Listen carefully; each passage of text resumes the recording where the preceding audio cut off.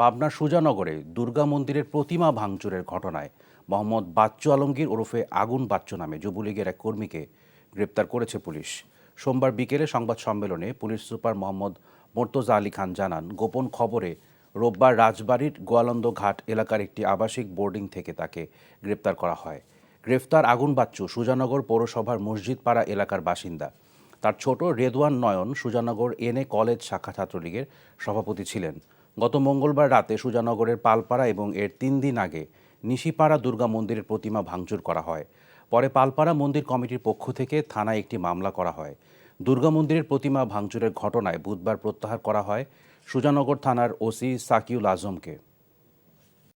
টাকা চুরির জন্য যদি আমার গলায় জুতার মালা পরাইতে হয়, তাহলে আমার শালীর সাথে প্রতারণা করার জন্য তোর ফাঁসি হবে। দুলা ভাই, আপনার তো ঘর জামাই বইলা একটা পরিচয় আছে, আমার তো তাও নাই।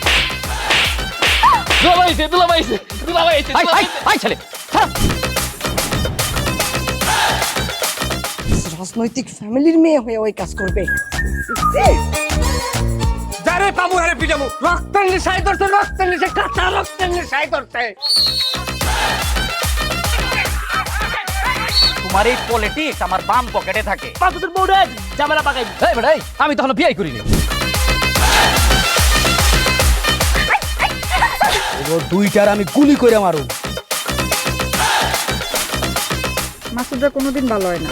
আপনার পোশাক আশাক দেখে কিন্তু আপনার তালুকদার বংশের লোক মনে হয় না আব্বা, আপনার মনে হয় যে আপনি ফকির বংশের লোক।